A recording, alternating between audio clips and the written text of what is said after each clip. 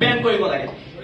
ভোজপুৰী ছাত্ৰ লাগিও নহ'ব, নচলিব। আৰু এই ভোজপুৰী ছাত্ৰ লাগিলে বুলেট লৈ ইয়াত ফুট লগাই যিটো গতিত ৰাস্তাত যায়, মই নিজেই স্কুটি চলাই আছো, তেতিয়াহ'লে বুলেট চলাব পৰা হ'লে ষ্টুপিড ইয়াত নহ'ব, ইয়াত নহ'ব।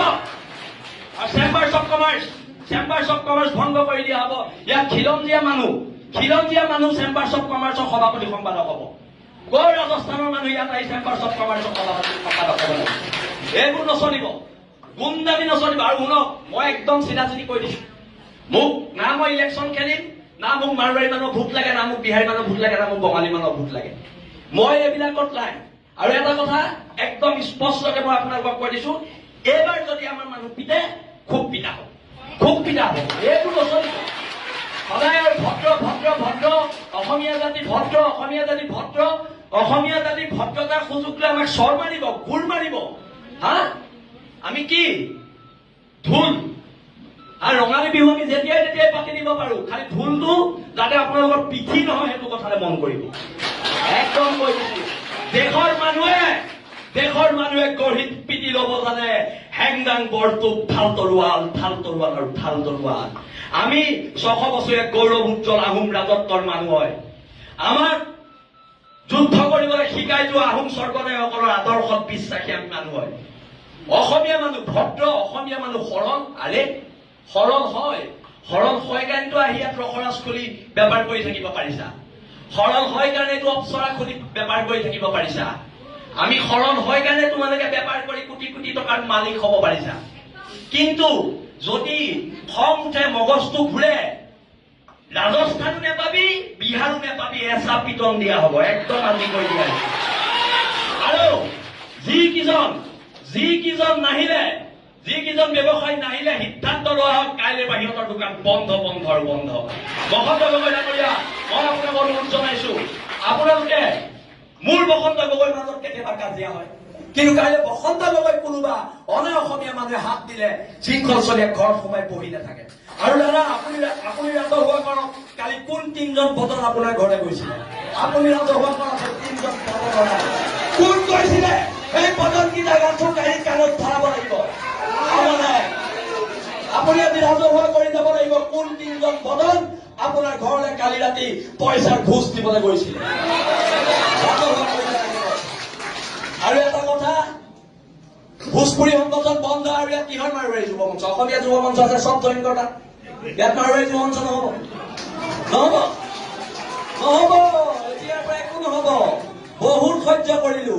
চব মাৰোৱাৰী যুৱ মঞ্চৰ নাম মাৰোৱাৰী সমাজে নিজে গৈ পেলাই মোহাৰিব লাগিব কলা ৰং লৈ, সেইটো প্ৰস্তাৱ লোৱা হওক। ভোজপুৰী ছাত্ৰ সন্থাৰ নাম কলা ৰং লৈ ভোজপুৰী ছাত্ৰ সন্থাই য'ত লিখা আছে চব মোহাৰিব লাগিব, সেইটো প্ৰস্তাৱ লওক। একদম হয়নে ৰাইজ? আমি ইয়াৰ ভূমিপুত্ৰ মানুহ, তহঁতৰ চৰবোৰ খাবলৈ আমি ইয়াত জীয়াই থকা নাই। আৰু আমাৰ চৰকেইটা বেংগলী ফেডাৰেশ্যন বন্ধ কৰা হওক। এইবোৰ অসমত নচলিব, উজনি অসমত এইবোৰ চলিব দিয়া নহ'ব। এইখিনিকে কলো। মই কথাবোৰ কলে বিতৰ্ক হয়, মই কথাবোৰ কলে মোক গুণ্ডা বুলি কয়। কিন্তু যদি মই আকৌ কৈছো, যদি আমি গুণ্ডা হয়, মোৰ নিচিনা গুণ্ডাৰ সমাজত প্ৰয়োজন আছে। কৰিব লাগিব গুণ্ডামি দেশ আৰু জাতিৰ স্বাৰ্থত, অসম নামৰ মাজনীৰ স্বাৰ্থত। ইহঁতে চব পায়। আমি কিবা এটা কৰিলে আমাক পুলিচে জেলত ভৰাই দিয়ে। মাৰোৱাৰীখিনিয়ে চব পায়, আমি কিবা এটা কৰিলে জেলত ভৰাই দিয়ে। সেই মাৰোৱাৰী সমাজক কৈছো, জেলৰ ভিতৰৰ আটাইতকৈ ডাঙৰ গুণ্ডাটো মইহে হ'ব। এইটো কথা মনত ৰাখিম। মই জেললৈ ভয় নকৰো, জেল মোৰ দ্বিতীয় ঘৰ। এইবোৰ কথা কৈ লাভ নাই। কিন্তু সিদ্ধান্তবোৰ হওক। আৰু মই বসন্ত গগৈ ডাঙৰীয়াক, জিতু বৰুৱাক মই ধন্যবাদ দিছো। এটা বসন্ত দাই এই অনা অসমীয়া শ্ৰেণীকে ভাবে আমি দল সংগঠনবোৰৰ মাজত মিলা প্ৰীতি নাই। আমাৰ দল সংগঠনবোৰৰ মাজত মতভেদ থাকিব পাৰে, আমাৰ দল সংগঠনবোৰৰ মাজত অলিয়া অৰি কিছুমান থাকিব পাৰে, কিন্তু আমি খিলঞ্জীয়াৰ সেইটো কথাও মনত ৰাখিব লাগিব। আৰু প্ৰস্তাৱ এটা একদম লোৱা হওক। আজি ৰসাজৰ মালিক থাকোতে লোৱা হওক, অহা 7 দিনৰ ভিতৰত ৰসাজত 20টা খিলঞ্জীয়া ল'ৰা দিব লাগিব, নহলে ৰসাজ বন্ধ কৰি দিয়া হ'ব। ৰসাজ এতিয়াৰ পৰা নচলিব। আৰু বসন্ত দাই কালি আমাৰ ল'ৰাখিনিয়ে যিদৰে দোকানে দোকানে সোমাই চিঠি দিয়াৰ পিছত মাত্ৰ মুছলিমে 7-8জন মানুহ আহিছে। মানে কি আমাক অপমান কৰা হৈছে?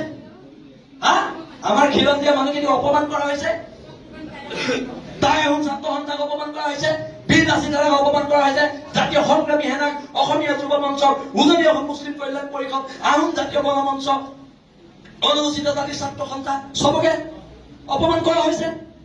হা, কথা টকাৰ জোৰত যি ইচ্ছা তাকে কৰিবি। এইবাৰ পৰা নহব, সংগ্ৰাম হব। আৰু এটা কথা, যদি শিৱসাগৰ জ্বলে গোটেই অসম জ্বলিব, সেইটো লিখি ৰাখক। আমি শিৱসাগৰীয়া হওক। এইখিনিকে কলো, মোৰ চমু বক্তব্য সামৰণি